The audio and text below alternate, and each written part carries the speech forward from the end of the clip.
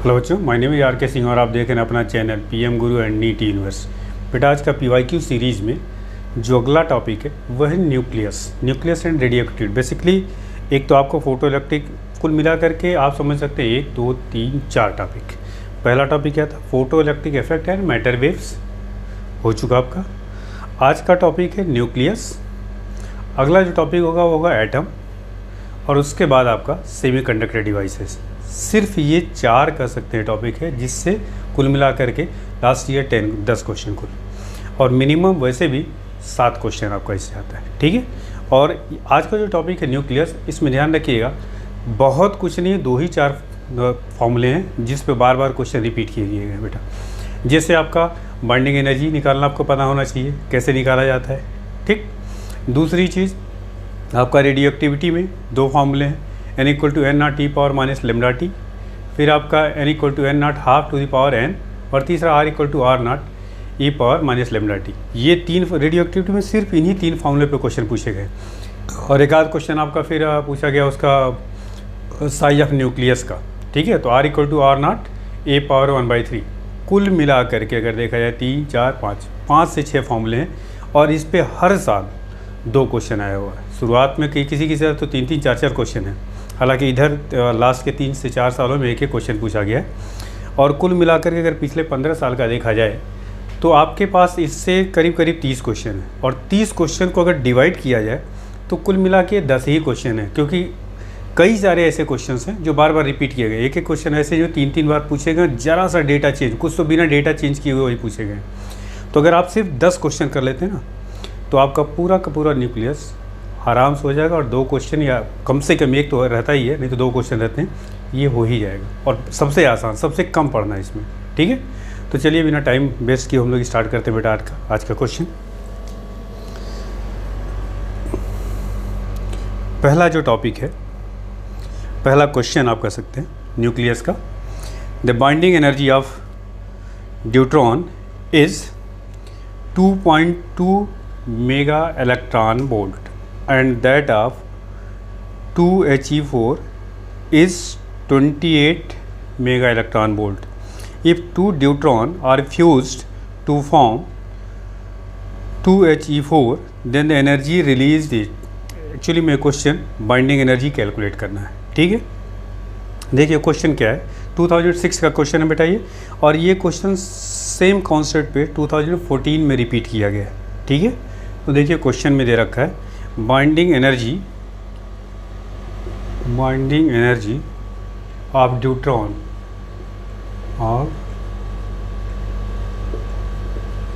Equals to 2.2 mega electron volt and binding energy of helium 2He4 is equals to 28 mega electron volt.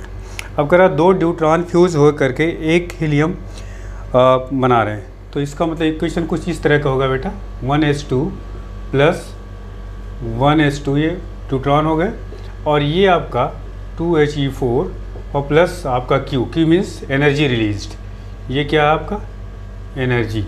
Basically यही calculate करना है। अब इस question को ध्यान से समझो बेटा।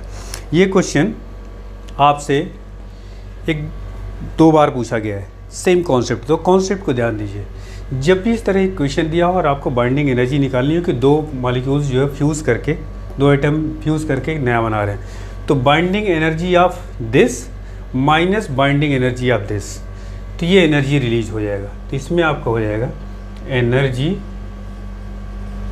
Released Q is equals to binding energy of product, आप कह सकते हैं binding energy of product 2He4 minus इसके कितने आइटम फ्यूज हो रहे हैं 2, तो 2 times of binding energy of 1s2। ये ध्यान रखिएगा, यही तरीका होगा कैलकुलेट करने का। Binding energy of product minus binding energy of, आप कह सकते हैं रिएक्टेंट। ठीक है।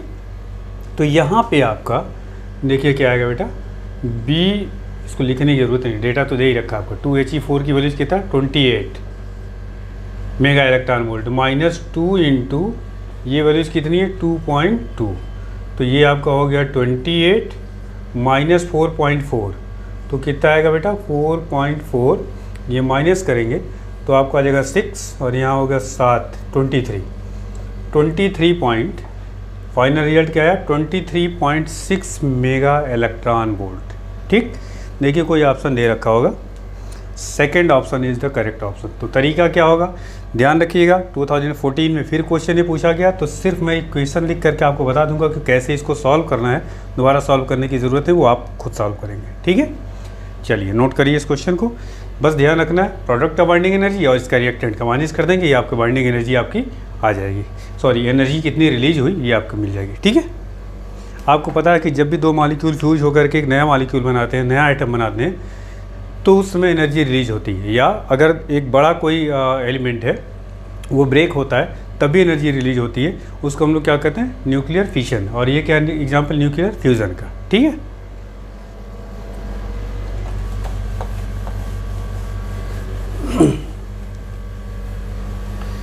सिर्फ बेटा इसमें 10 क्वेश्चन ऐसे हैं, सिर्फ 10। ठीक है, और उन्हीं सवाल बार बार रिपीट किए गए, जैसे ये क्वेश्चन भी बताया, ये रिपीट किया गया है 2014 में।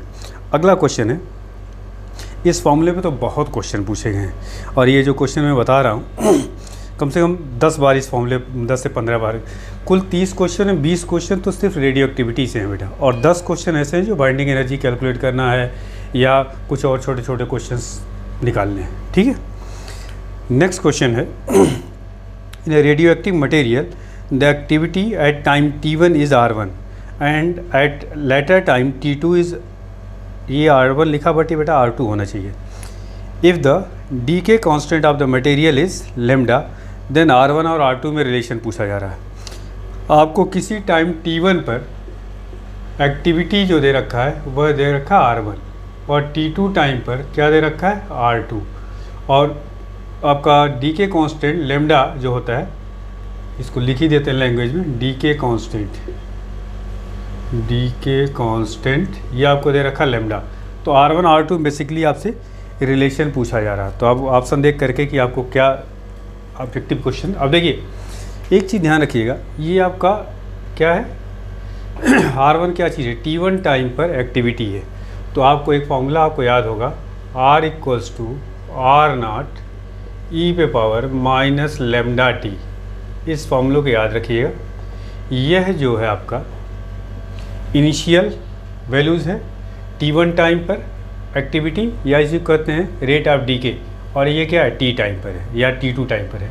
इस फॉर्मूले को यूज़ करिए, तो r1 टाइम पर t1 टाइम पे क्या दे रखा है आपका r1, यहाँ पुट करिए, तो r1 is equals to r0 e पे पावर माइनस लेमडा, टाइम क्या हो गया t1। सेकेंड केस में क्या हो जाएगा बेटा, r2 is equals to r0 e पे पावर माइनस लेमडा t2। इन दोनों इक्वेशंस को डिवाइड कर दो तो r1 अपान r2 आ जाएगा, दोनों में रिलेशन पूछा गया है। और ये क्या हो जाएगा e पे पावर, तो r1 और ये तो कैंसिल हो गया, r0 e पे पावर माइनस लेमडा t1, ये चीज़ ऊपर जाएगी बेटा, तो जब डिवाइड आप करेंगे ये ऊपर जाएगा तो पावर क्या हो जाएगा इस पर प्लस हो जाएगा, प्लस लेमडा t2। ठीक, तो इसको सॉल्व करेंगे, ई पावर अगर आपने मान लीजिए लेमडा कॉमन ले लिया तो ये क्या आ जाएगा t1 माइनस t2, तो ये आपका हो जाएगा r1 is equals to r2 ई पे power minus lambda t1 minus t2। ये रिलेशन हो गया। अब देखते हैं ऑब्जेक्ट इसके ऑप्शन क्या दे रखे हैं। ठीक है, यही ऑप्शन आपका करेक्ट है। ठीक, तो देखिए सिंपल आपको r0 is the activity at the first time t1 या t इक्वल टू 0 हो सकता है, r is the activity at time t2, दोनों इक्वेशन को सिंपली बना करके और डिवाइड कर दिया, और ये आपका r1 और r2 में रिलेशन आ गया। ठीक है बेटा, कोई कैलकुलेशन भी नहीं इसमें। ठीक,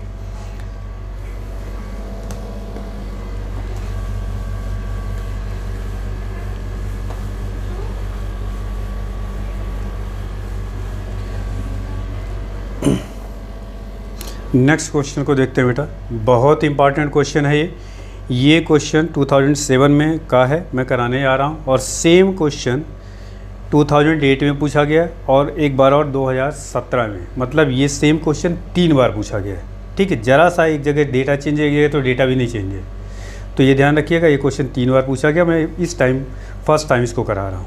ठीक है, 2 radioactive substances A and B have decay constant 5 lambda and lambda respectively.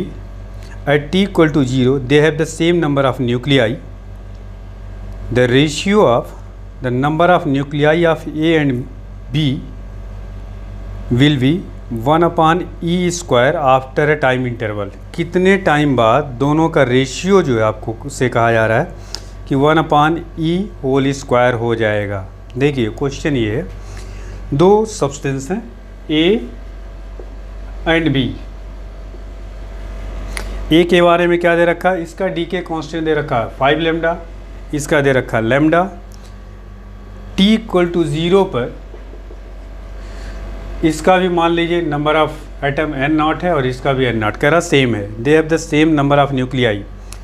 The ratio of number of nuclei of A to B, कुछ टाइम बाद उनका रेशियो जो होगा, मान लीजिए टी टाइम पर उनका, इसका n1 है, इसका n2 है, तो आपको दे रखा है n1/n2 is equals to 1/e square.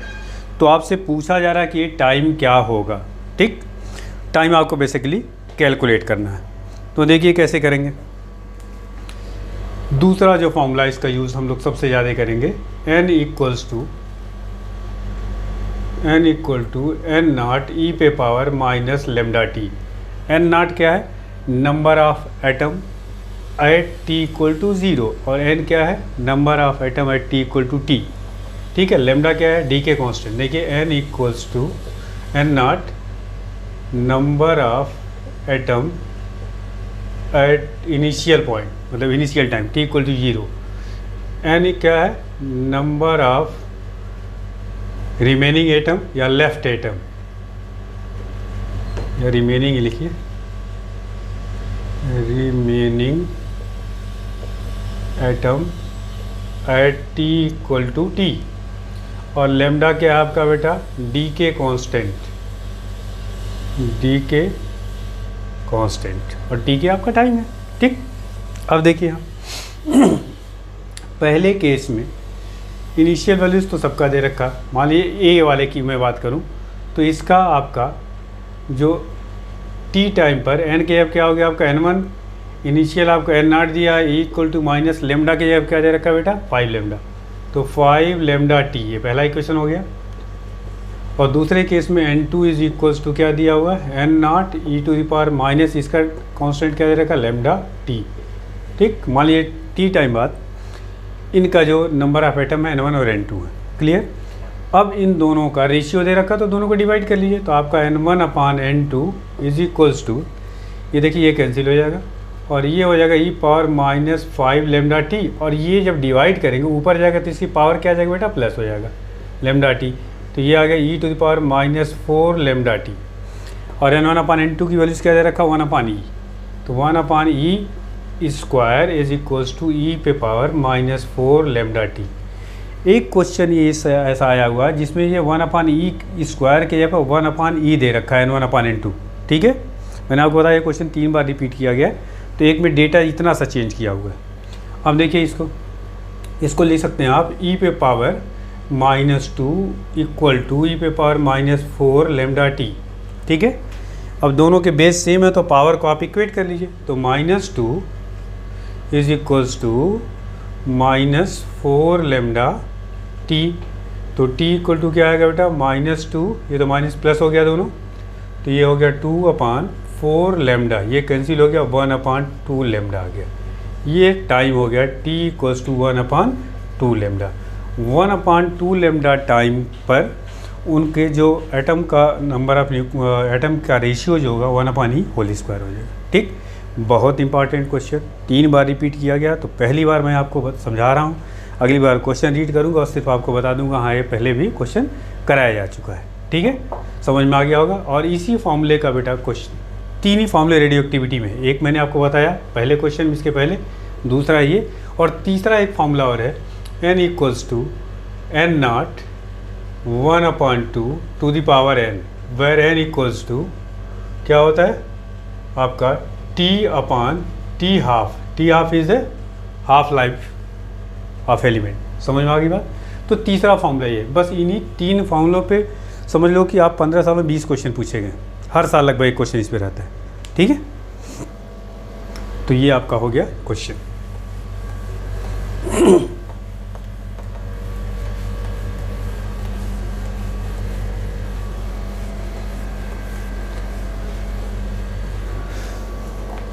अगला आपका क्वेश्चन है नेक्स्ट, थ्योरी क्या है बेटा, जिसमें सिर्फ टिक करना है।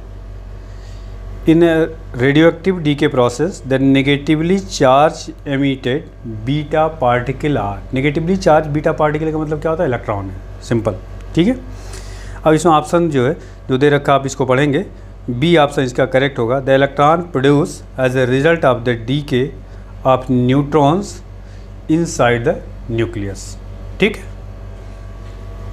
चलिए नेक्स्ट क्वेश्चन को देखते हैं बेटा। ये बाइंडिंग एनर्जी पे पूछा गया है और ये क्वेश्चन 2 बार पूछा गया आपके एग्ज़ाम में, जो अभी मैं बता रहा हूँ। 2007 में और 2008 में सीधे बाइंडिंग एनर्जी का फॉर्मूला ही एक तरह से पूछा गया है। ठीक है, तो देखिए ये क्या है 2007 का क्वेश्चन। न्यूक्लियस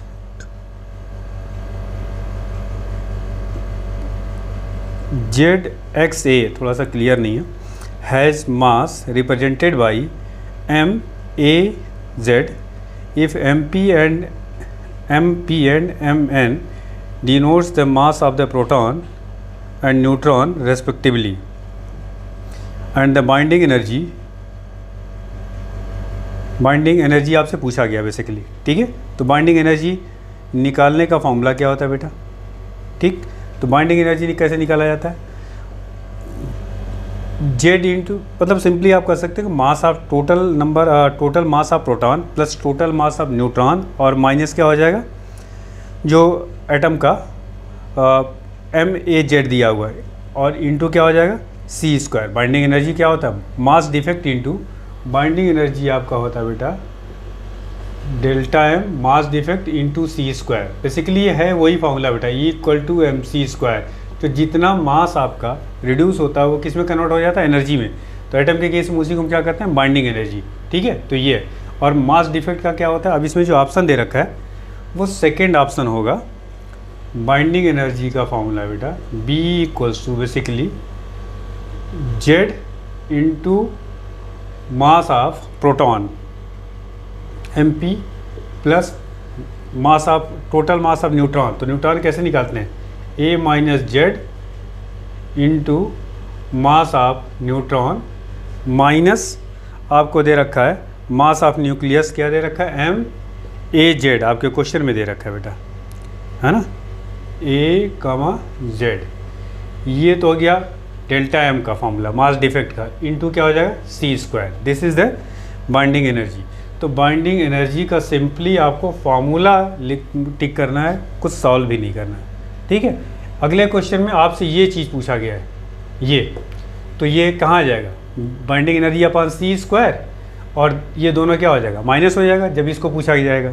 ठीक है, तो ये ध्यान रखना है आपसे।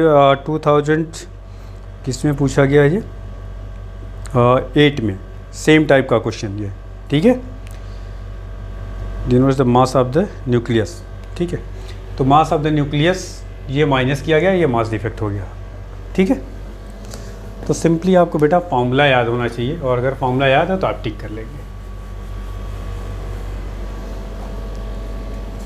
चलिए अगला क्वेश्चन है 2007 का।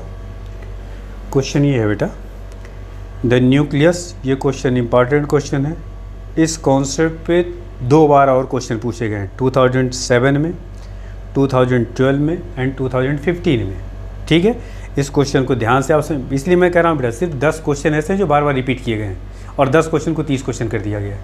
ठीक है, if the nucleus 13Al27 has a nuclear radius of about 3.6 fermi, then ये कितना है बेटा, क्लियर नहीं हो रहा है, देखना पड़ेगा कितना डेटा ये दे रखा है। डेटा बेटा साफ नहीं है। 50 to 125 TE would have its radius approximately as, तो आपको एल्युमिनियम दे रखा है Al, इसमें दे रखा है डेटा 1327 शायद दे रखा है, हाँ ठीक है 1327। इसका जो न्यूक्लियर रेडियस दे रखा है वो 3.6 फर्मी दे रखा है, ठीक है। और आपसे पूछा जा रहा है 52 125 T125 इसका न्यूक्लियर रेडियस पूछा जा रहा है, ये है क्वेश्चन। और इस पर 3 बार क्वेश्चन पूछे गए, एक ही फार्मूला है। देखिए न्यूक्लियर रेडियस निकालने का जो फार्मूला होता है बेटा वो ये है, इसको याद रखिएगा। R = R0 A पे power 1/3। R0 is the constant, R0 constant होता है बेटा, ध्यान रखिएगा। और इसकी वैल्यूज़ 1.2 फर्मी होती है, हालांकि इसको आप याद रखने की जरूरत नहीं, ये कैंसिल हो जाएगा आपका, ठीक है। And R is the radius, और A क्या है आपका, A = एटॉमिक नंबर है, एटॉमिक मास, एटॉमिक मास, ठीक। अब देखिए इस क्वेश्चन में इसका दे रखा है एल्युमिनियम का, तो पहले केस में आप RAl के केस में देखिए क्या आएगा, RAl = R0। A की वैल्यूज़ कितनी है इसमें 27 रखिए यहाँ पे पावर 1/3, तो ये क्या हो जाएगा क्यूब रूट, तो 3 हो जाएगा। तो ये हो गया RAl = R0 × 3, ये हो गया आपका पहला इक्वेशन। सेकेंड के केस में इसमें पूछा गया है, तो इसकी TE = R0 और ये 125 है, तो जब यहाँ 125 का क्यूब रूट रखेंगे तो क्या हो जाएगा 5। दोनों इक्वेशन को डिवाइड कर दो तो R0 कैंसिल हो जाएगा, ठीक है। तो ये हो जाएगा आपका यहाँ से क्या आएगा बेटा, RAl / RTE = 3/5। तो यहाँ से आपको RTE कैलकुलेट, RAl तो आपको दे ही रखा है 3.6, तो ये हो जाएगा, इसकी वैल्यूज पुट करेंगे तो 3.6 × 5/3 = आ जाएगा RTE, ठीक। ये आपका हो जाएगा 12, 1.2 × 5, तो ये हो जाएगा 6। इसका मतलब आंसर आपका आ रहा है 6 फर्मी। तो सिंपल इस फॉर्मूले में 3 बार क्वेश्चन पूछेंगे, इस फॉर्मूले को याद रखेंगे, R = R0। ये न्यूक्लियर रेडियस निकालने का फॉर्मूला है, ये नहीं याद रहेगा काम आपका चल जाएगा, क्योंकि ये हमेशा कैंसिल हो जाएगा, हर बार सवाल में ही पूछा गया, ठीक है बेटा। तो अच्छे से इसको लर्न कर लें और क्वेश्चन रिपीट होगा दोबारा से। यार तुम लोग ढंग से इसको जो है तैयार कर लो, तो 1-2 क्वेश्चन तो आपको ऐसे ही पक्के हैं, और कुछ नहीं, 2 ही 3 फॉर्मूले हैं तुम्हारे जो बार बार यूज़ किए जा रहे हैं, है ना बेटा। अगला क्वेश्चन है, यार इसकी फ़ोटो जो है साफ़ नहीं है, कई जगह क्वेश्चन पढ़ने में दिक्कत हो रही है। अगला क्वेश्चन जो है बेटा, ये क्वेश्चन अभी आपको मैंने बताया है 1/E² था, ठीक है। वही क्वेश्चन मैंने आपको बताया था जो इसके पहले पूछा गया था, 7 में पूछा गया था, और मैंने बताया था 2008-2017 में पूछा गया था। 2008 का ये क्वेश्चन देखो, 2 radioactive materials X1 and X2 have decay constant 5 lambda and lambda, उसमें भी ये दे रखा था। If they initially they have the same number of nuclei, then the ratio of the number of nuclei of X1 to that of X2 will be 1/E after a time। वहाँ पे T की values क्या आई थी 1/2 lambda, ठीक है। यहाँ पे आप सॉल्व करेंगे तो यहाँ पे वैल्यूज़ शायद λ/2 आएगी इसकी, ठीक है। और ये क्वेश्चन 1/4 लैम्डा आएगा शायद। तो इस क्वेश्चन को मैं सॉल्व नहीं कर रहा हूँ, ये आपके लिए ड्रॉप कर रहा हूँ, ठीक है। अगला क्वेश्चन देखिए, इस क्वेश्चन को 2008 का, ये भी क्वेश्चन बताने की ज़रूरत नहीं, अभी जो बाइंडिंग एनर्जी वाला क्वेश्चन किया गया है जिसमें बाइंडिंग एनर्जी का इक्वेशन पूछा गया था सीधे, वही क्वेश्चन ये भी है। क्वेश्चन देखिए क्या है, इफ़ m ब्रैकेट में A, Z, MP and Mn denotes the masses of nucleus, proton and neutron. Miss printing है बेटा, MP एंड Mn होगा। MP is the mass of proton, Mn is the mass of neutron, इसमें MP लिखा हुआ है, ठीक है। Neutron respectively in units of U का मतलब क्या, एटॉमिक मास यूनिट, ठीक है। And the binding energy represents this. तो बाइंडिंग एनर्जी का फॉर्मूला आपसे पूछा जा रहा है, ठीक। तो यहाँ पे आपको रिलेशन अभी आपको बताया गया था, क्या था वो बेटा, देखिए binding energy is equals to, आपको बताया गया था, इसमें पहला ऑप्शन करेक्ट होगा, अभी आपको थोड़ी देर पहले बताया गया था कि मास, टोटल मास ऑफ प्रोटॉन मतलब आपका Z into mass of proton plus A minus Z into mass of neutron, और माइनस क्या हो जाएगा एम ए जेड, यही तो आपका मास डिफेक्ट था, और इंटू सी स्क्वायर ये था आपका। तो सी स्क्वायर इसके नीचे आ जाएगा और इसकी वैल्यूज पूछी गई तो ये दोनों उधर माइनस हो जाएगा। ठीक है, तो आपका जो ऑप्शन है वो है फर्स्ट ऑप्शन। ठीक, देखिए सीधा फॉर्मूला आपसे पूछा गया, कैलकुलेशन भी नहीं पूछा गया, तो फॉर्मूला सिर्फ आपको याद होना चाहिए। अगला question, in the nuclear decay given below the particle emitted in the sequence are. बहुत आसान क्वेश्चन है, 2020 में भी ऐसा ही क्वेश्चन पूछा गया। ठीक है, और ये क्वेश्चन फिर आपसे रिपीट किया जाएगा, आगे भी ये क्वेश्चन पूछा गया, 2009 का क्वेश्चन है, और फिर आपसे पूछा गया 2011 में, सेम कॉन्सेप्ट पे क्वेश्चन। अब आप सोचिए कितने क्वेश्चन रिपीट हो रहे हैं। तो ये क्वेश्चन ये है बेटा, न्यूक्लियर रिएक्शन एक दे रखा है एक्स, यहाँ लिखा हुआ है ए, यहाँ है जेड, यहाँ से बन रहा है वाई, z+1 लिखा कि z-1 लिखा हुआ है, बहुत क्लियर नहीं है, z+1 है, और यहाँ पे है a, फिर आपका यहाँ लिखा हुआ है b प्लस z-1, यहाँ a-4, फिर यहाँ से b a-4, और यहाँ पे z-1। अब आपको ये पता होना चाहिए, ऑप्शन दे रखा है, पहला ऑप्शन करेक्ट होगा, फर्स्ट ऑप्शन। क्या क्या दिया है, बीटा पार्टिकल पहले निकला है, फिर अल्फ़ा और फिर गामा। देखिए क्यों, इसको रीजन समझिए। आपको पता है कि जब भी बीटा पार्टिकल निकलता है तो उसके एटॉमिक मास पर कोई फ़र्क नहीं आता है। देखिए पहली बार में यहाँ से इसका मतलब बीटा निकाला गया है, इस पर तो कोई फ़र्क नहीं आया, एटॉमिक नंबर में एक की जो है यहाँ पे आपका क्या हो जाता है, माइनस हो जाता है। तो यहाँ पे फ़िलहाल, एक मिनट बेटा, ये आपका ऑप्शन z+1 है। ठीक है, इसका मतलब आपको कैसा पार्टिकल, दो तरह के बीटा पार्टिकल होते हैं आपको, एक तो होता है बीटा पॉजिटिव और एक होता है बीटा नेगेटिव। तो बीटा नेगेटिव का मतलब इलेक्ट्रॉन और बीटा पॉजिटिव का मतलब क्या हुआ, पॉजिट्रॉन।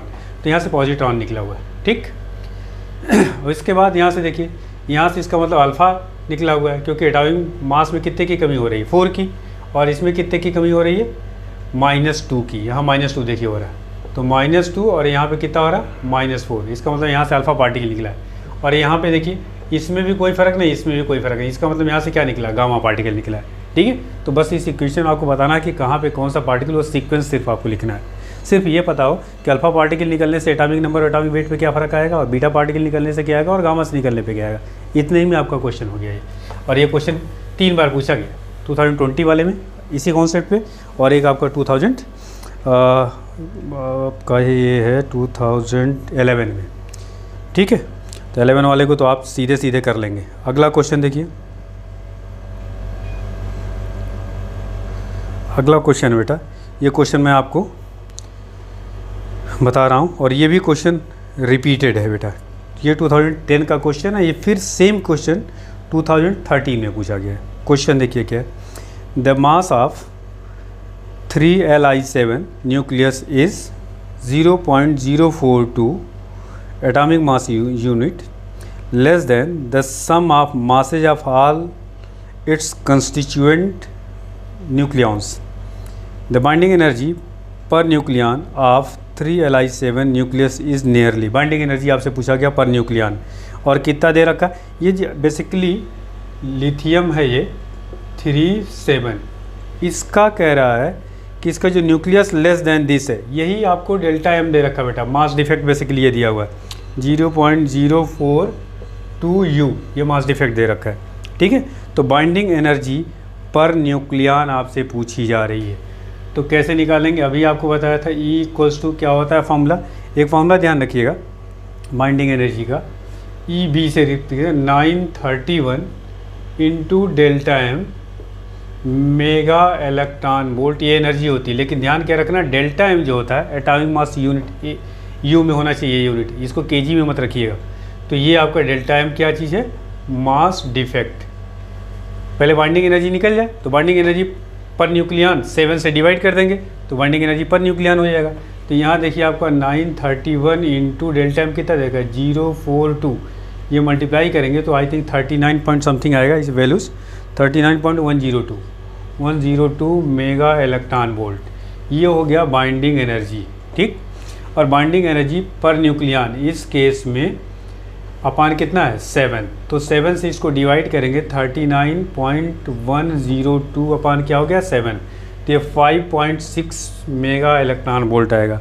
कोई ऑप्शन इसमें दिया होगा, बी ऑप्शन है, ठीक है बेटा। तो इसमें सिर्फ आपको ध्यान ये रखना है, देखिए इसका जो डेटा दे रखा हो मास डिफेक्ट है। आपको पता है मास डिफेक्ट क्या होता है कि जो भी न्यूक्लियस के अंदर पार्टिकल हैं उनके सभी का मासेज का सम और न्यूक्लियस का जो मास एक्चुअल में होता है, जो प्रैक्टिकली ऑब्जर्व करते हैं, उसका जो डिफरेंस होता है वही मास डिफेक्ट होता है। और वही आपको दे रखा है क्वेश्चन में, इसमें पुट कर लेंगे। और ये फॉर्मूला और कहीं से नहीं आया, इक्वल टू mc² से आया बेटा। m और c की वजह 3 × 10⁸ होती है, उसको सिंप्लीफाई वगैरह करने के बाद ये फाइनल रिजल्ट है। तो फॉर्मूला ये आपको फाइनली याद होना चाहिए, क्योंकि आपके पास वहाँ कैलकुलेशन करने का कोई टाइम नहीं होगा, ये ध्यान रखिएगा, ठीक है। और ये क्वेश्चन रिपीट भी हुआ है। अभी तक आप देखिए जितने क्वेश्चन कराया है मैंने सब रिपीटेड हैं, इसके बाद भी पूछे गए हैं, ठीक है। नेक्स्ट क्वेश्चन देखते हैं। ये क्वेश्चन थोड़ा सा है अच्छा, क्या देखिए इसको।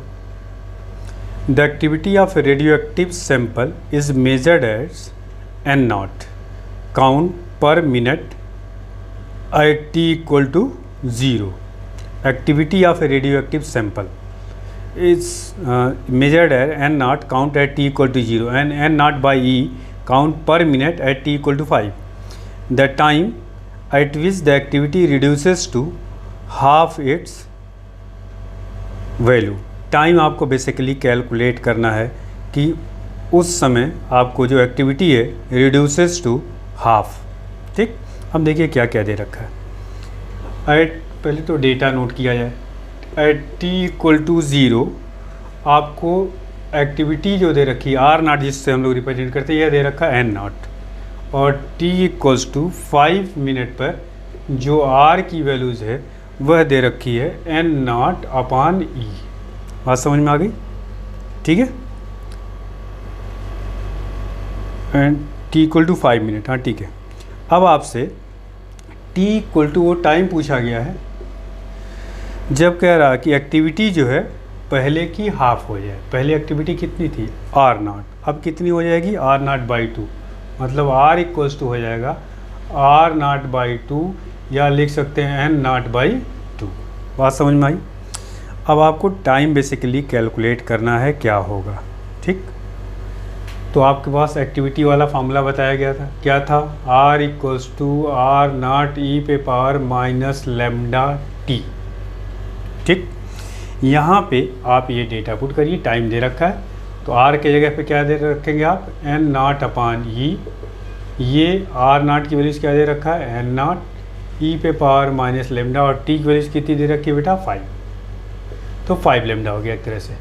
ये यहाँ से कैंसिल हो गया तो ये हो गया e⁻−1 e⁻−5 लैम्डा, तो यहाँ से लैम्डा की वैल्यूज़ कितनी आ जाएगी बेटा 1/5। डी के कॉन्स्टेंट आ गया आपका, ठीक।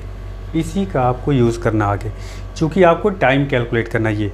इसको जो है आप दोबारा से फिर फॉर्मूले में अप्लाई करिए अगेन। अब किस टाइम पे पूछा गया है वही टाइम निकालना है।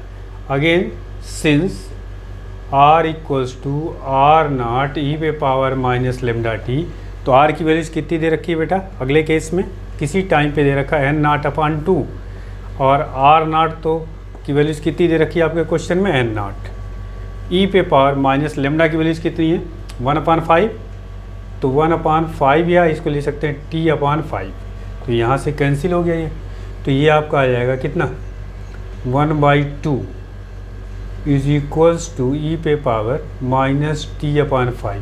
बेसिकली यहाँ से t कैलकुलेट करना है। अब आपको यहाँ से लॉग लेना होगा, ठीक है। तो कैसे क्या किया जाए, इसको आप लिख सकते हैं देखिए इसको लिख सकते हैं 1 अपान ई पे पावर टी अपान 5, तो क्रॉस मल्टीप्लाई करेंगे तो ये आएगा ई पे power T upon 5 equals to 2, taking log of both side. तो लॉग लीजिए तो ये हो जाएगा T upon 5 log e is equals to log 2, और लॉग ई किसी भी लॉग की सेम बेस पे वैल्यू क्या होती है बेटा 1, तो ये तो 1 हो गया। तो टी इक्वल टू यहाँ से क्या आ जाएगा, देखिए यहाँ से टी इक्वल टू आपका आएगा 5 log 2। देखिए ये टाइम होगा, कोई ऑप्शन दिया है क्या इसका? Third option is the correct option. तो ध्यान रखिएगा इस क्वेश्चन में, देखिए ये इक्वेशन ही यूज़ किया जा रहा बार बार, ठीक है। तो नोट करिए इस क्वेश्चन को, अच्छा क्वेश्चन है ये। लेमडा की वैल्यूज निकाला और उसी का यूज़ कर लिया।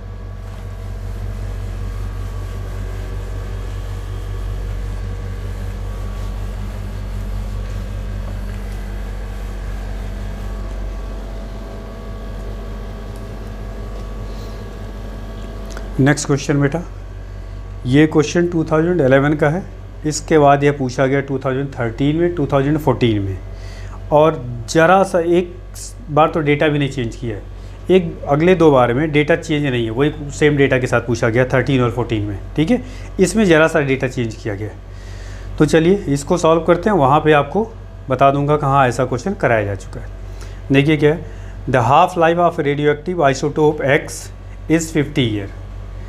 It decays to another element y which is stable. The two elements x and y are found to be in the ratio of 1:15 in a sample of given rock. The age of the rock was estimated to be. बहुत बढ़िया question, 3 बार पूछा गया है, same type का question. देखिए इसमें क्या दे रखा है, half life of radioactive isotope x is 50 year. Half life को कैसे लिखते हैं बेटा, T half of x element कितना दे रखा 50 ईयर्स। पहले नोट करिए क्या दिया हुआ, it decayed to another element Y which is stable at T equal to 0 at, आप ऐसे लिखिए इसको, at T equal to 0 X के जो आपके नंबर ऑफ एटम्स होंगे कितने होंगे n0, और y चूँकि x ही किस में कन्वर्ट हो रहा है, y में। जितना x में रिड्यूस होता है, जितना x डीके होता है वही क्या होता है y का होता है। जितना ये टूट करके गया वो y आपका बनता है। तो इनिशियली तो t इक्वल टू 0 पे x के नंबर ऑफ एटम क्या थे n0, इसका क्या था y 0, t इक्वल टू 0 तो कुछ था ही नहीं। At t equal to t x के कितने हो गए, मान लीजिए n हो गए, तो इस ये कितना रिड्यूस हुआ x n0 माइनस n, और यही क्या बना y, तो इसमें हो जाएगा n माइनस n0, ठीक। ये ध्यान रखना है बेटा, ये बहुत इंपॉर्टेंट क्वेश्चन, और ये आप ध्यान से समझिए। जितना x रिड्यूस होगा कैसे पता चलेगा, t इक्वल टू 0 पे ये था, t इक्वल टू 2 पे ये है, t इक्वल टू t पर, और t टाइम पर ये n है, तो कितना रिड्यूस हुआ n0 माइनस n, और ये जितना रिड्यूस होता है वही टूट करके एक नया एलिमेंट बनता है, तो n माइनस n0 हो गया। अब आपके क्वेश्चन में क्या दे रखा है, the two element x and y were found to be in the ratio 1:15। इन्हीं का रेशियो दे रखा है आपके क्वेश्चन में, n upon n minus n not equals to 1/15 दे रखा है बेटा। आपसे पूछा जा रहा है age of the rock will be, age of rock, age of rock. अब देखिए इस क्वेश्चन को, बहुत इंपॉर्टेंट क्वेश्चन है, ध्यान से समझ लीजिए, और समझना इतना ही था बेटा, ये भी मैं बता दूं। अब ये इक्वेशन दे रखा है, तो ज़रा n और n0 में रिलेशन निकालो, क्या आएगा, क्रॉस मल्टीप्लाई करोगे यहाँ से, तो ये हो जाएगा 15n is equals to n minus n0, ठीक। इसको उधर ले जाओ, इसको इधर ले आओ, n कुछ गड़बड़ लिख जा, सॉरी, ये बेटा n0 माइनस n होगा, यहाँ पे देखिए n0 minus n, initially n0 था और t टाइम पे n इस पे बचा, तो डिफरेंस इसका होगा बेटा, ये n0 और ये आपका n हो जाएगा। तो यहाँ जब आप क्रॉस मल्टीप्लाई करेंगे बेटा, तो ये आएगा 15n is equals to n0 minus n। इसको इधर ट्रांसपोज करिए तो 16n इक्वल टू क्या हो जाएगा n0। यहाँ से आपका हो जाएगा n upon N not equal to 1/16 is equal to आप ले सकते हैं 1/2 टू द पावर 4। याद करिए आपके पास एक फॉर्मूला होता है n/n not is equals to 1/2 to the power n, या इस फॉर्मूले का आप ऐसे पढ़े होंगे n equal to n not 1/2 to the power n। n क्या होता है? Number of half lives. और इस n का फॉर्मूला क्या होता है? स्मॉल n का ये टाइम t/t हाफ। ठीक, तो यहाँ से t इक्वल टू क्या आ जाएगा? n इंटू टी हाफ, ये हो जाएगा। तो यहाँ से कंपेयर करिए, देखिए इस इक्वेशन से तो n की वैल्यूज कितनी हो गई? 4, तो ये हो गया n इक्वल्स टू 4। अब आपको t कैलकुलेट करना है, तो t इक्वल्स टू देखिए यहाँ से n इंटू टी हाफ, तो n आपको 4 आया और t हाफ कितना दे रखा है? 50, तो ये आपको हो जाएगा 200 ईयर्स। इस क्वेश्चन को मैं फिर से एक बार समझा दे रहा हूँ बेटा। टी हाफ आपको दे रखा है x का 50 साल, एट टी इक्वल टू 0 पे सिर्फ x होगा, उसके नंबर ऑफ एटम को n नॉट मान लीजिए, y तो 0 होगा, t इक्वल टू t पर इसमें मान लीजिए n एटम से बचे, तो कितना डिकेड हुआ? n नॉट माइनस n, ये लिख लिया आपने। और इन्हीं का रेशियो आपको दे रखा है 1/15, तो यहाँ से आप क्रॉस मल्टीप्लाई करिए, यहाँ से स्मॉल n कैलकुलेट करिए और स्मॉल n को टी हाफ से मल्टीप्लाई कर देंगे, you will get the time. ये आपको कैलकुलेट करना है, ठीक है। और ये क्वेश्चन रिपीट किया गया है 3 बार। अब आप सोचिए कितने वैरायटी बन रहे हैं क्वेश्चन के, बहुत कम।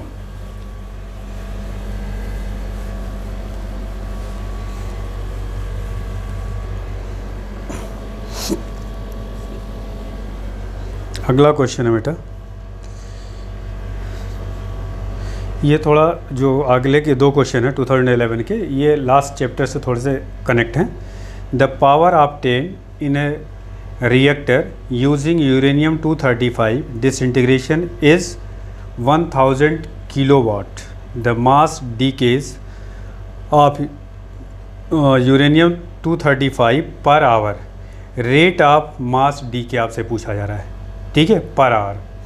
तो आपको पावर दे रखा है कितना क्वेश्चन में आपके? P इक्वल्स टू 1000 किलोवाट, मतलब 10 पावर 3 kW, आप ले सकते हैं 10 पावर 6 वाट। ये आपके क्वेश्चन में दे रखा है, ठीक। आपसे पूछा जा रहा मास, तो कैसे कैलकुलेट करेंगे? m अभी आपने पढ़ा E इक्वल्स टू क्या होता है बेटा? mc², तो m इक्वल टू क्या हो जाएगा? E/c², ठीक। तो यहाँ से आप अगर रेट ऑफ मास डी के आपको कैलकुलेट करना है, तो dm/dt equal to 1/c² dE/dt हो जाएगा। और रेट ऑफ ये एनर्जी है dE/dt, इसी को हम क्या कहते हैं? पावर। इसका मतलब ये हो जाएगा 1/c² इंटू पी। बात समझ में आ गई? तो ये हो गया पर सेकेंड आ रहा, क्योंकि पावर क्या है आपका? वाट है, इसका मतलब पर सेकेंड दिया हुआ है। तो आपको पर आवर के लिए इसमें 3600 से मल्टीप्लाई करना होगा। तो आप यहाँ पहले p की वैल्यूज पुट करिए, 10 पावर 6/c², मतलब 3 into 10 to the power 8 square. ये पर मिनट हो गया। आपके क्वेश्चन में पर आवर पूछा गया है, तो पर आवर के लिए क्या करेंगे? 3600 से मल्टीप्लाई कर देंगे ये। तो ये आपका आ जाएगा rate of depreciation of mass per hour, ये वैल्यूज आएगी। इसको तो सिंप्लीफाई कर ही लेंगे आप, 4 into 10 power -8, 4 into 10 power -8 kg। बात समझ में आ गई? तो ये क्वेश्चन है और इसमें कुछ भी टफ नहीं है। अगला क्वेश्चन देखते हैं बेटा।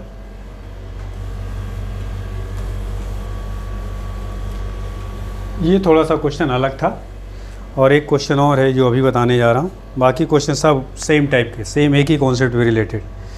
आपसे ये क्वेश्चन पूछा जा रहा है, a radioactive nucleus of mass m emits a photon of frequency nu and the nucleus recoils. The recoil energy will be, recoil energy आपसे पूछा जा रहा है किसका? न्यूक्लियस का। तो एनर्जी, एक तरह से एनर्जी आपसे पूछा जा रहा है, इसको कह रहे हैं रिकॉयल एनर्जी। रिकॉयल एनर्जी किसका पूछा जा रहा है बेटा? न्यूक्लियस का। क्या होगा? आपको पता है एनर्जी इक्वल टू होता है p²/2m, मोमेंटम अपॉन 2m। बस मोमेंटम निकल जाए तो काम आपका हो जाएगा। ये आपने पढ़ा है बेटा, p = √2ke, यही तो है ये फॉर्मूला। तो यहाँ से p² = क्या होगा 2ke, तो e = कितना आ जाएगा p²/ke ना लिखिए, ये स्क्वायर से लिखिए 2mk लिख लीजिए खाली, सिंपल। ठीक है, तो k काइनेटिक एनर्जी, m क्या है मास, तो ये हो जाएगा p²/2m। ये पुराना फॉर्मूला है, कुछ इसमें नया नहीं है। ठीक है, अब मोमेंटम निकालने की कोशिश करते हैं। देखिए, चूँकि आपके क्वेश्चन में दे रखा है फोटॉन रिलीज कर रहा है न्यूक्लियस और रिकॉयल कर रहा है। ठीक है, तो आपको पता है कि जैसे रिकॉयल वेलोसिटी आपने पढ़ा है, रिकॉयल वेलोसिटी ऑफ गन, तो क्या लगता है कंजर्वेशन ऑफ मोमेंटम। ठीक, तो जो मोमेंटम आपका फोटॉन का होगा वही मोमेंटम क्या होगा न्यूक्लियस का होगा। तो momentum of photon, momentum of photon is equals to momentum of nucleus. ठीक, मोमेंटम ऑफ न्यूक्लियस क्या हो जाएगा बेटा, फोटॉन का मोमेंटम कितना हो जाएगा, आपको ने पढ़ा है E = क्या था बेटा pc, याद करिए। तो मोमेंटम P = क्या हो जाएगा E/c, और E क्या होता है फोटॉन का hν/c। तो ये आपका हो गया एक तरह से hν/c = P, और यहाँ पुट कर दीजिए आप, एनर्जी निकल जाएगा आपका। तो E = क्या आ जाएगा बेटा p² का मतलब क्या हो जाएगा h² ν²/c², ये तो p² पे लीजिए अपॉन 2m, तो 1 ये क्या हो जाएगा 2m। तो ये देखिए कोई ऑप्शन दिया होगा आपका, पहला ऑप्शन h² ν²/2mc²। ठीक है, थोड़ी सी मैकेनिक्स का भी कॉन्सेप्ट आ गया इसमें। ये 2 क्वेश्चन थे, थोड़े अलग थे, बाकी सब एक ही टाइप के क्वेश्चन पूछे गए हैं। चलो बेटा अगले क्वेश्चन को देखते हैं, ये बताने की ज़रूरत भी नहीं है। ए nucleus NXM emits an alpha particle and 2 beta particles, the resulting nucleus is, ये आपसे पूछा जा रहा है, x दे रखा है, ये n है और यहाँ m दे रखा है। तो यहाँ से अल्फ़ा पार्टिकल एक निकल रहा है और क्या निकल रहा है बीटा नेगेटिव निकल रहा है। ठीक है, बीटा नेगेटिव, वो भी 2।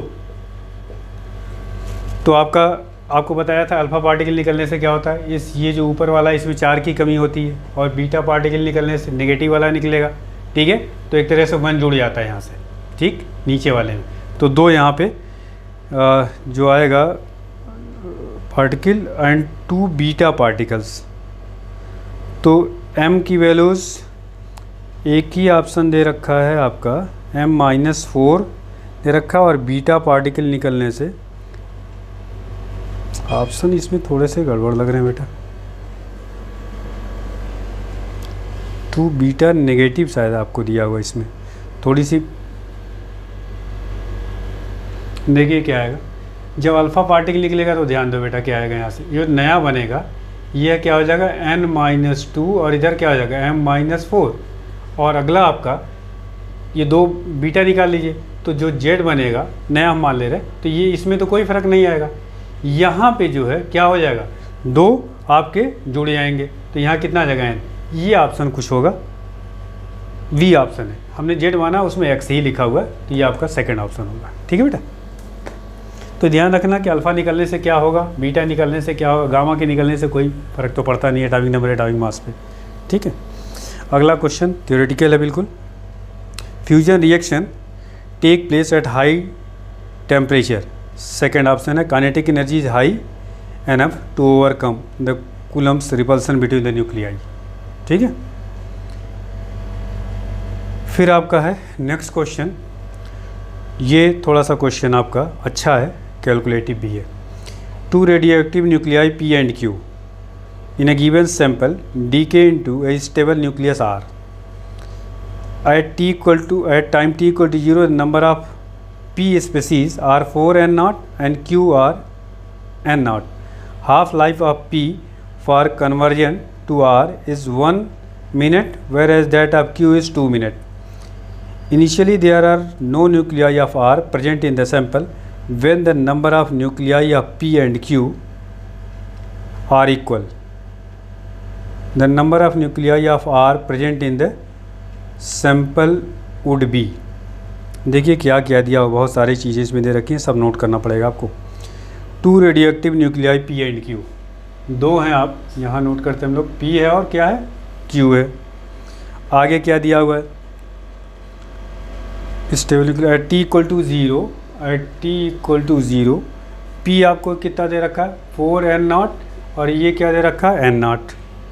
इसका हाफ लाइफ जो दे रखा है टी हाफ, इस वाले का आपके पास दिया हुआ है 1 मिनट, है ना, और इसका दे रखा है 2 मिनट, दोनों का दे रखा है। Initially there are no nuclei of R present in the when the sample of when number of nuclei of P and Q are same, किसी टाइम टी पर इन दोनों के जो न्यूक्लियाई हैं वो क्या हो जा रहे हैं, सेम। लेट, अब देखिए क्या आप करेंगे, let after time T, T equal to T पर जो इनके न्यूक्लियाई हैं, मान लीजिए दोनों के क्या हैं N1 और इसका क्या है N2, और ये दोनों आपस में क्या हैं, बराबर हैं, ठीक है। लेट आफ्टर टाइम टी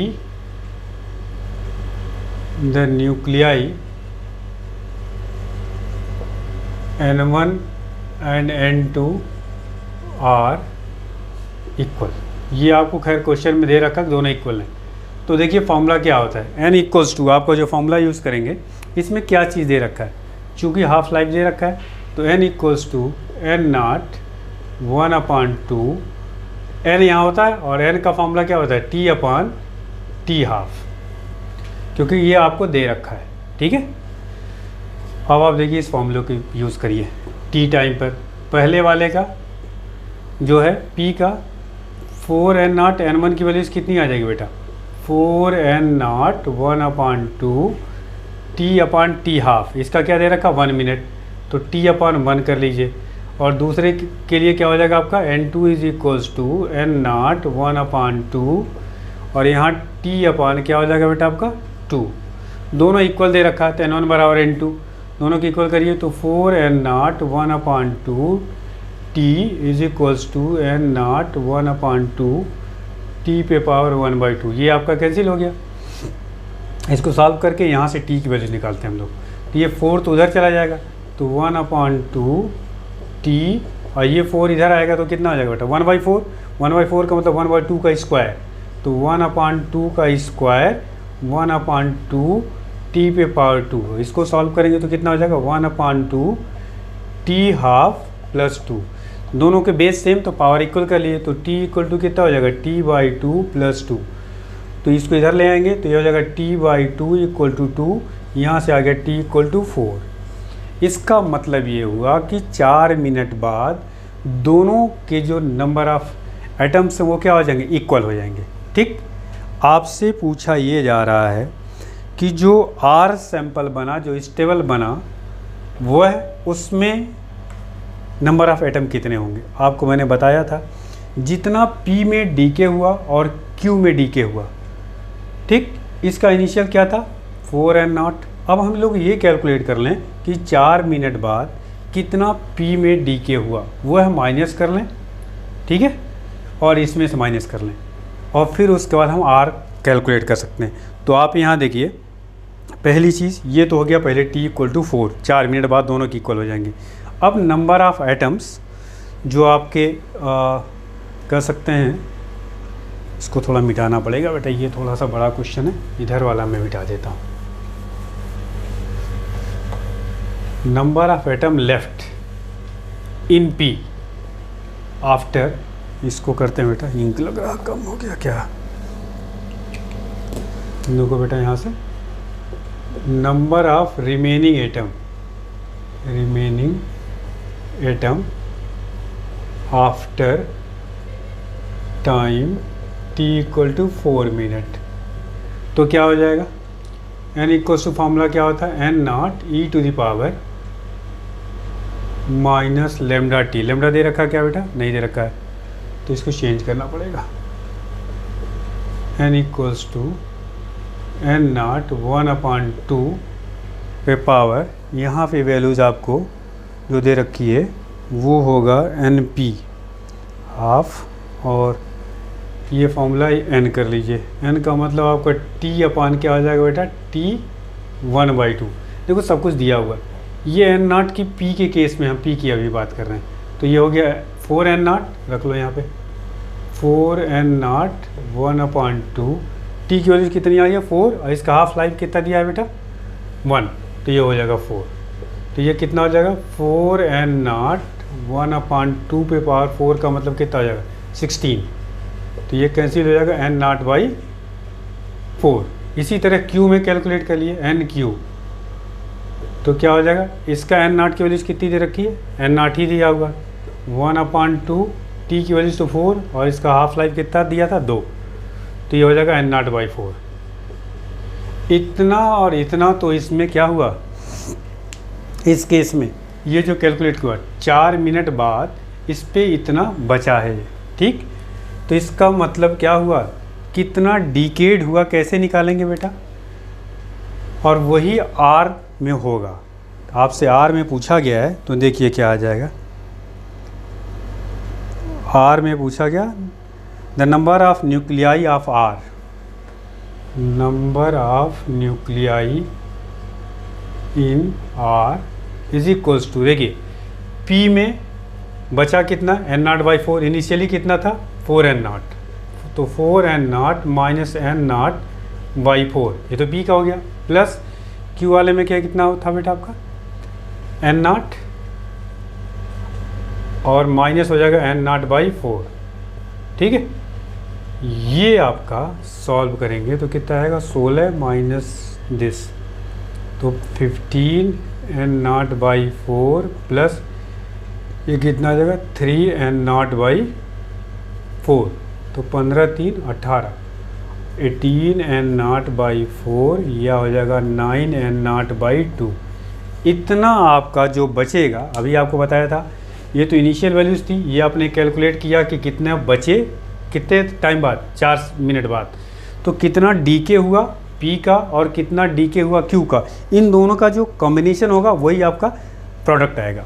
ये देखिए आपको बताया था जितना एक में X में डीके होगा उतना ही Y बचेगा आपका, ठीक है, डिकेड जितना रहेगा। तो ये एक अच्छा क्वेश्चन था, कैलकुलेशन भी इसमें थोड़ा ठीक था।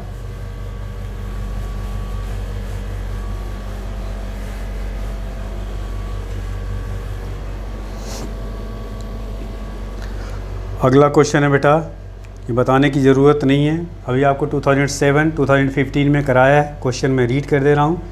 If the nuclear radius of Al27 is 3.6 fermi, the approximate nuclear radius of copper 64 in fermi is. अभी आपको बताया गया था R equals to R not A पे पावर 1/3, तो ये एल्युमिनियम का आपको दे रखा है 3.6 R नॉट, और इसका एल्युमिनियम का 27 पावर 1/3, तो ये क्या आया, बहुत आसान क्वेश्चन भाई, इसको सॉल्व करने की ज़रूरत है नहीं, 3R नॉट। और दूसरे केस में आपसे पूछा जा रहा कॉपर का, तो कॉपर का हो जाएगा R equals to R not, और इसका दे रहा है 64 पे पावर 1/3, तो ये हो जाएगा 4, तो R equals to 4R not. इसको डिवाइड कर दो बेटा, आपका ये तो कैंसिल हो गया, तो 3.6 अपान R इज इक्वल्स टू 3/4 आ जाएगा, तो R इक्वल टू कितना आ जाएगा 3.6 इंटू 4 अपान 3, ये कितना है 12 12 चौक 48, 4.8 आ जाएगा फर्मी। देखो कोई ऑप्शन डी वाला ऑप्शन, ठीक है। इस क्वेश्चन हालांकि बताने की ज़रूरत नहीं थी, आपको पहले बताया जा चुका है। नेक्स्ट क्वेश्चन है आपका, a mixture consist of 2 radioactive material A1 and A2 with half lives 20 second and 10 second respectively. दोनों के हाफ लाइफ दे रखे हैं A1 A2 के। Initially the mixture has 40 gram of A1 and 160 gram of A2. The amount of 2 in the mixture will become equal after time. कितने time बाद दोनों के mixture same हो जाएंगे। हालांकि बहुत ही आसान है क्वेश्चन, लेकिन आप ऐसे बिना कैलकुलेशन किए हुए बता सकते हैं। देखिए आपका A1 दे रखा है और A2 दे रखा है, देखो बेटा, और A1 A2 का इसका 20 सेकेंड दे रखा है हाफ लाइफ, इसका 10 सेकेंड दे रखा है, और इनिशियली ये 40 ग्राम है और ये कितना आपका 160 ग्राम है। ठीक है, तो कितने टाइम बाद कह रहा है दोनों के मिक्सचर इक्वल हो जाएंगे। ठीक, तो देखिए अगर हम ऐसे ही कैलकुलेट करें इसको, तो फर्स्ट हाफ लाइफ में 10 सेकेंड में कितना हो जाएगा, इसका हाफ लाइफ मतलब 20 सेकेंड दिया, 20 सेकेंड में ये कितना हो जाएगा, देखिए 20 बचा 20 ग्राम, और ये कितना हो जाएगा 10 सेकेंड में, 10 सेकेंड में हो जाएगा 80, और अगले फिर 10 सेकेंड में ये कितना हो जाएगा 40, ये हो गया आपका 40। फिर नेक्स्ट 20 सेकेंड में ये कितना बचेगा 10, और ये 20 सेकेंड में कितना बचेगा 10। तो इसका मतलब 40 सेकेंड में आपका ये आंसर आना चाहिए। लेकिन ये तो आप कह सकते हैं लॉजिकली ऐसे सॉल्व कर दिया, लेकिन मेथड से देखिए कैसे सॉल्व करेंगे इसको। सबसे पहले आपके पास जब भी हाफ लाइफ दिया हो तो n इक्वल्स टू आप यूज़ करिए n नॉट ई पे पावर, हाफ लाइफ दे रखा है तो 1/2 कर लीजिए, 1/2 और t/t हाफ यूज़ कर लीजिए। ठीक है, तो पहले केस में a1 की अगर हम बात करें तो a1 का कितने टाइम बाद कह रहा है कि दोनों के ये नंबर ऑफ एटम्स इक्वल हो जाएंगे। तो पहले केस में n1 इक्वल टू इनिशियली कितना दे रखा है बेटा 40 ग्राम, तो 41/2 t, और t हाफ की वैल्यूज कितनी दे रखी है इसकी 20, t/20 हो गया। और n2 कितना हो जाएगा, मतलब b का a2 का 160 1/2 t/10 सेकेंड, दोनों को इक्वल कर दीजिए। तो 40 half t/20 is equals to 160 1/2 t/10। Clear, ये देखिए ये कैंसिल हो जाएगा, ये 4 आ जाएगा यहाँ पे, इस 4 को यहाँ लाएंगे तो 1/4 हो जाएगा। तो 1/4 को 1/2 स्क्वायर कर लीजिए, 1/2 और t/20 हो जाएगा इज इक्वल्स टू 1/2 t/10 हो जाएगा ये। तो ये देखिए यहाँ से आएगा t/20 + 2, इसके पावर क्या आ जाएंगे, ऐड हो जाएंगे, इज इक्वल्स टू इधर t/10। यहाँ से सॉल्व करेंगे तो t की वैल्यूज़ 40 सेकेंड आ जाएगी। ये प्रॉपर मेथड से आपका क्वेश्चन हो गया, और वो आप ऐसे भी जज कर सकते हैं क्योंकि हाफ लाइफ के बाद ये कितने ग्राम बचेगा, पहले हाफ लाइफ के बाद ये इसका आधा हो जाएगा जो भी इनिशियल वैल्यूज़ है। ठीक है, तो ये आपका क्वेश्चन हो गया मेथड से कम्प्लीटली।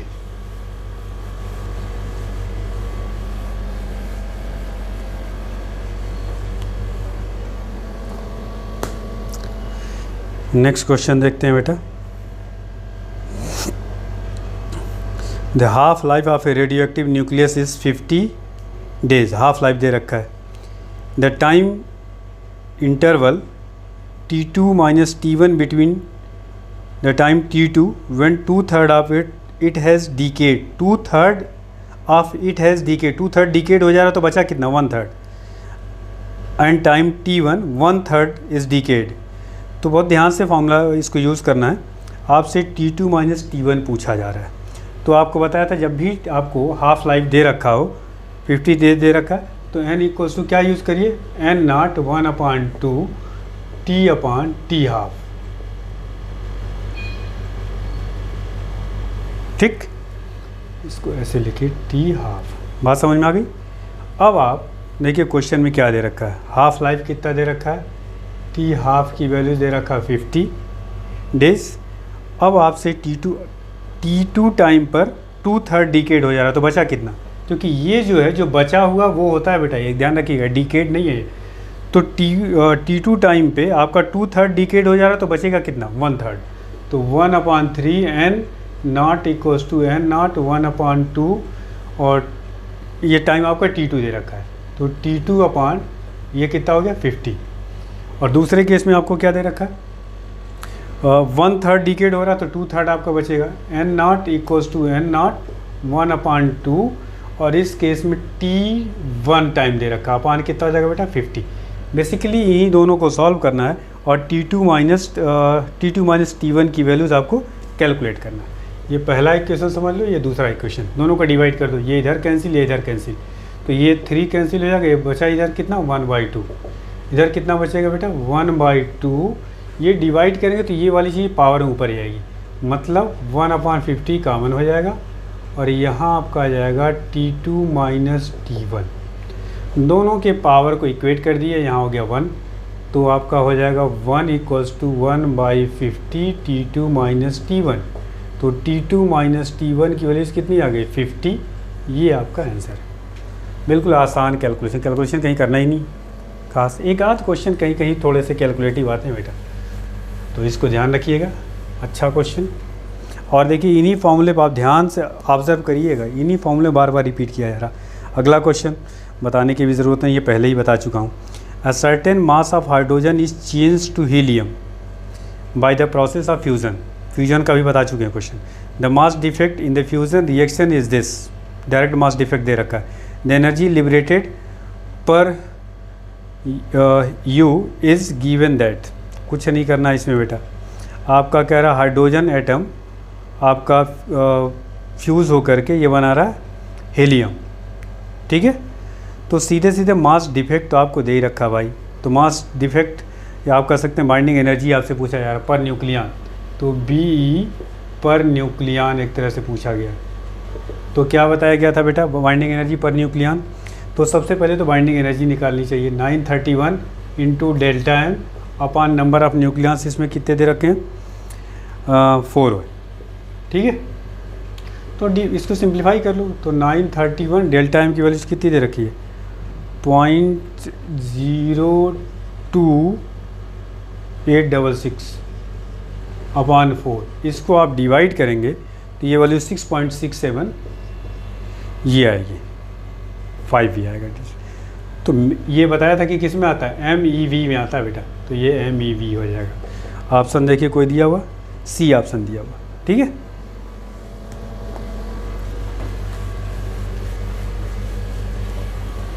अगले क्वेश्चन की तरफ बढ़ते हैं बेटा। नेक्स्ट क्वेश्चन क्या है, ये क्वेश्चन ऑलरेडी आपको बता चुका हूँ, 2011 में और 12 में पूछा गया था, ठीक है। अब इसको मैं सिर्फ रीड कर रहा हूँ और इसमें डेटा भी चेंज कुछ खास नहीं किया हुआ है, उसी 1:7 का ही रेशियो दिया हुआ। The half life of a radio active isotope X is 20 year. It decays to another element Y which is stable. The two element X and Y were found to be in the ratio 1:7 in a sample of given rock. The age of the rock is estimated to be। ठीक है, तो याद करिए आपको बताया गया था n upon n0 minus n equal to क्या दिया हुआ 1/7। तो यहाँ से n की वैल्यूज़ कुछ आई थी, आई थिंक 3 आई थी, है ना। और टाइम जो कैलकुलेट करना था तो t इक्वल्स टू क्या था 3 × t½ तो ये कितना हो जाएगा 3 t½ की वैल्यूज़ कितना दे रखा है 20, तो कितना आ जाएगा आपका 60 डे। याद करिए ये क्वेश्चन अभी आपको बताया जा चुका है और ये क्वेश्चन जो है 2011 और 12 में पूछा जा चुका है, ठीक है। 13 का क्वेश्चन है, तो ये सेम क्वेश्चन है, रिपीट है, पीछे कराया जा चुका है, तो आप वहाँ से इसकी हेल्प लें। नेक्स्ट क्वेश्चन है, ये भी बहुत आसान है, अभी आपको बताया जा चुका था। एनर्जी रिलीज्ड न्यूक्लियर फ्यूजन के रिएक्शन में एक न्यूक्लियर क्वेश्चन दिया हुआ the binding energy per nucleon 3Li7 and 2He4 nuclear 5.60 mega electron volt and 7.06 mega electron volt respectively in the nuclear reaction 3Li। एक इक्वेशन दे रखा है the value of the energy released, ठीक है। अब आपको एक इक्वेशन दिया हुआ है Li37 + 1H1, आप ऐसे भी लिख सकते हैं, this equals to He4 + Q। Q क्या है आपका एनर्जी रिलीज। बेटा क्वेश्चन में थोड़ा सा मिस्टेक्स है, ये चीज़ नहीं लिखी हुई, इसको आप करेक्शन कर लेंगे, ये आपका दिया हुआ, ठीक है। अब बाइंडिंग एनर्जी पर न्यूक्लियन किसका दिया हुआ है, इसका दे रखा है BE पर न्यूक्लियन कितना दे रखा है आपके क्वेश्चन में 5.60। इसमें न्यूक्लियर कितने हैं 7, तो टोटल बाइंडिंग एनर्जी इसमें 7 से मल्टीप्लाई कर देंगे तो BE ऑफ इसका हो जाएगा 7 × 5.60। इसका कितना हो जाएगा BE ऑफ किसका He4 का शायद दिया हुआ है बाइंडिंग एनर्जी ऑफ, हाँ बाइंडिंग एनर्जी ऑफ हीलियम दे रखा है पर न्यूक्लियन 7.06। तो इसका कितना हो जाएगा बेटा आपका 4 × 2He4 है ना, तो 4 न्यूक्लियस है, तो 4 इंटू आपका दे रखा है 7.06, ये हो गया। अब आपको ध्यान रखिए, अभी आपको Q के बारे में बताया जा चुका है कि कैसे कैलकुलेट करेंगे, ठीक है। तो Q इक्वल्स टू क्या बताया गया था, बाइंडिंग एनर्जी, यहाँ कितने, ये जो प्रोडक्ट है 2 इंटू बाइंडिंग एनर्जी लिख लीजिए, 2 है आपका एटम, तो 2 इंटू बी ऑफ He4, ये प्रोडक्ट हो गया, माइनस एक ही आपका, अच्छा इसके बारे में कुछ नहीं कहा है जिसको हम 0 मान लेंगे, तो आपका हो जाएगा बी ऑफ Li37। इसको सॉल्व कर लीजिए, 2 इंटू कितना हो जाएगा बाइंडिंग एनर्जी He4 का, ये दे रखा है, तो 4 इंटू 7.06 माइनस ये आपको हो जाएगा 7 इंटू 5.60, इसको सॉल्व करेंगे तो ये वैल्यूज़ कुछ आएगी 17.3 मेगा इलेक्ट्रॉन वोल्ट, 17.3 MeV। तो ये आपको बताया जा चुका है कि एनर्जी कैसे कैलकुलेट करते हैं। हमेशा बाइंडिंग एनर्जी आप प्रोडक्ट्स का लिख लीजिए और इसका लिख लीजिए, माइनस कर लीजिए, आपकी बाइंडिंग एनर्जी आ जाएगी, ठीक है।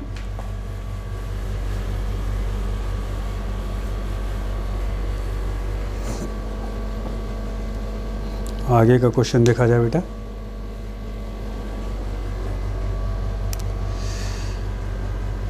ये भी क्वेश्चन आपको बताया जा चुका है, सेम क्वेश्चन, रेडियो 2011 का क्वेश्चन है बेटा। A radioisotope X with half life 1.4 into 10⁹ year decayed of Y which is stable, a sample of rock from cave was found to contain X and Y in the ratio 1:7। Just अभी थोड़ी देर पहले बताया था ये बेटा, the age of the rock. तो n की वैल्यूज 1:7 में अभी n की वैल्यूज कितनी आई थी, 3, तो आपसे t पूछा जा रहा है, तो 3 इंटू टी हाफ कितना दे रखा, 1.4 इंटू 10⁹ दे रखा, मल्टीप्लाई 14×42, 4.2 इंटू 10⁻, कितना जाएगा 9 ईयर्स। देखिए कोई ऑप्शन दे रखा है 1:7 वाला रेशियो, तीसरी बार आपसे आ रहा क्वेश्चन, तो बार बार रिपीट हो रहा है, तो ये आपका ऑप्शन हो जाएगा कौन सा है, सी ऑप्शन। एक जगह अगर ध्यान से कर लेंगे बेटा तो आगे क्वेश्चन में रिपीट है, ये भी क्वेश्चन रिपीट हो रहा है, 2007 का सेम क्वेश्चन ही पूछ दिया गया। The radius of aluminium 1227 nucleus is taken to be RAL, then the radius of 53,125 T is nearly. अभी ये क्वेश्चन 2007 में पहला क्वेश्चन यही आपको कराया गया था, इसी तरह का, पहला नहीं दूसरा क्वेश्चन था। एल्यूमिनियम आपका कितना दे रखा है, 1227, इसका कितना दे रखा है, RAL लिख दिया सीधे, इसका वैल्यूज़ नहीं दिया। पिछले क्वेश्चन में 3.6 फर्मी दे रखा था, अब आपसे पूछा गया TE 53,125। तो देखिए इसका इक्वेशन क्या लिखेंगे आप बेटा, R इक्वल्स टू फॉर्मूला बताया था A पे पावर 1/3, तो R की वैल्यूज़ कितना दे रखा, RAL, R0 और A की वैल्यूज़ कितना है 27, 27 का क्यूब रूट लेंगे तो कितना आएगा बेटा 3, और दूसरे केस में इसका निकालना है R, तो ये हो जाएगा R0, यहाँ 125 का क्यूब रूट कितना हो जाएगा 5। ये दोनों इक्वेशन को सिर्फ डिवाइड कर देना बेटा, डिवाइड करेंगे कैंसिल हो जाएगा, तो RAL upon R equal to कितना हो गया 3/5, क्रॉस मल्टीप्लाई कर लिए तो R इक्वल टू कितना आ जाएगा 5/3 RAL, ये आपका आंसर हो जाएगा। कोई ऑप्शन दिया होगा शायद, बी ऑप्शन, कुछ नहीं करना यार। अब आप सोचो कि क्वेश्चन कितनी बार रिपीट हो रहे हैं, ठीक है। आसान क्वेश्चन है एकदम बिल्कुल। अगला क्वेश्चन बहुत, इसमें तो कुछ करना भी नहीं है। When an alpha particle of mass m moving with velocity v bombards on a heavy nucleus of charge Jd, its distance of closest approach from the nucleus depend on m। देखिए distance of closest approach, जैसे ये nucleus है बेटा, कोई alpha particle यहाँ से आ रहा है, इसमें कितना चार्ज होता है +2 इलेक्ट्रॉन के बराबर, और ये डिस्टेंस ऑफ क्लोजेस्ट अप्रोच में इसके पास काइनेटिक एनर्जी होती है, यही kinetic energy 12 mv² alpha particle किस में बदल जाता है, R0 अगर डिस्टेंस ऑफ क्लोजेस्ट अप्रोच, तो यहाँ पे यही क्या होता है पोटेंशियल एनर्जी में कन्वर्ट होता है। तो पोटेंशियल एनर्जी ये आपका इसका चार्ज दे रखा है Jd, शायद दे रखा है क्वेश्चन में, न्यूक्लियस ऑफ चार्ज Jd, इसका चार्ज Jd लिख रखा है, ठीक है। तो आप पोटेंशियल एनर्जी का फॉर्मूला क्या होता है इलेक्ट्रोस्टैटिक्स में, U इक्वल्स टू K का मतलब 1/4πε0 Q1 Q2 अपान R, तो यहाँ K Q1 की जगह क्या हो जाएगा 2E, Q2 की जगह क्या हो जाएगा ZE अपान क्या हो गया R नाट। तो R नाट इधर कर लीजिए, तो R नाट इक्वल टू क्या आ जाएगा 2 इधर मल्टीप्लाई हो जाएगा, 2 2 जा 4, 4 आपका आ जाएगा 4K ZE स्क्वायर अपान ये M और V स्क्वायर नीचे आ जाएगा। तो इसका मतलब क्या यहाँ से दिख रहा है आपको, R not is proportional to 1/m, सीधे सब तो कांस्टेंट है भाई, ठीक है। तो आपका सेकंड ऑप्शन हो जाएगा। क्लियर। अगला क्वेश्चन देखिए next.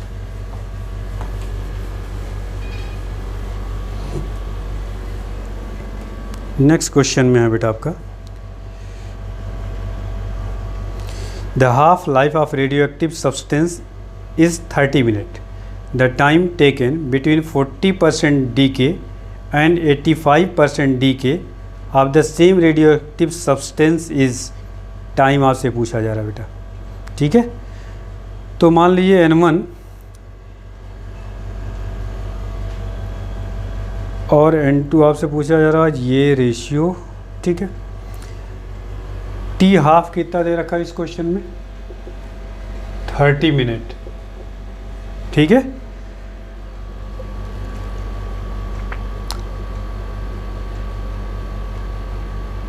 The time taken between 40% decay, 40% decay के बाद कितना बचेगा, इसमें देखिए रिमेनिंग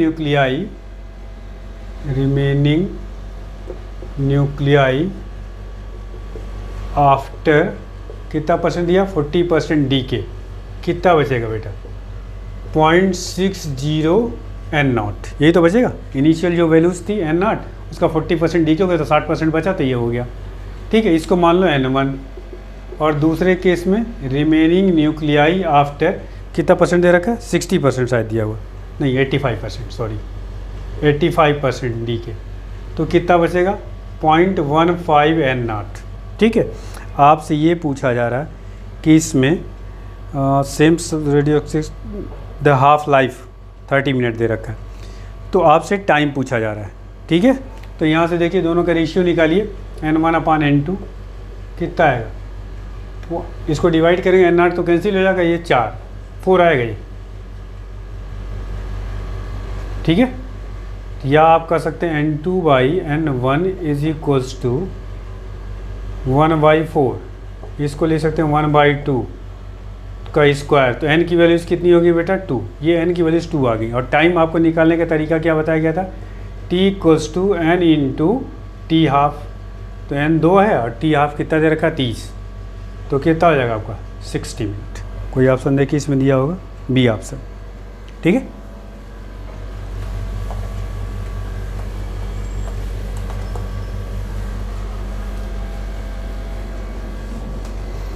अगला क्वेश्चन जो है बहुत ही आसान है, ये क्वेश्चन रिपीटेड है बेटा 2007 और 2008 में, जिसमें क्वेश्चन याद करिए 1/E² था जो रेशियो था और एक में E था, शुरुआत में ही कराया गया था। क्वेश्चन देखिए क्या है, radio active material A has decay constant 8 lambda and material B has decay constant lambda, initially they have the same number of nuclei, after what time the ratio of number of nuclei of B to A will be 1/E। Time आपसे पूछा जा रहा है 1/7 lambda is the correct option, और ये repeat किया जा रहा है, इस क्वेश्चन में कुछ भी नहीं है आपका, ठीक। तो रिपीटेड है, आप पीछे की हेल्प लीजिए आप, ठीक। अगला क्वेश्चन है, फॉर ए रेडियो एक्टिव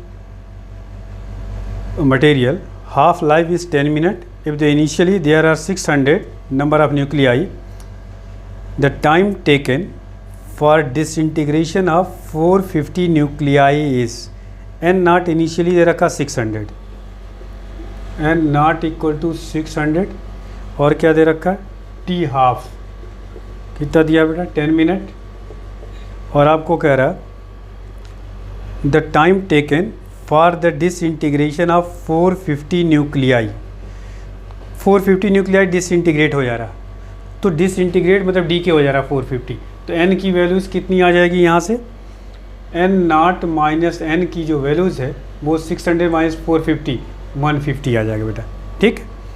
जिसको एक तरह से आप ये कर सकते हो N की वैल्यू, बल्कि ये N0 तो 600 दे रखा है और डिसइंटीग्रेट कितना हो गया 450, तो जो बचा वो आपका कितना हो जाएगा 150।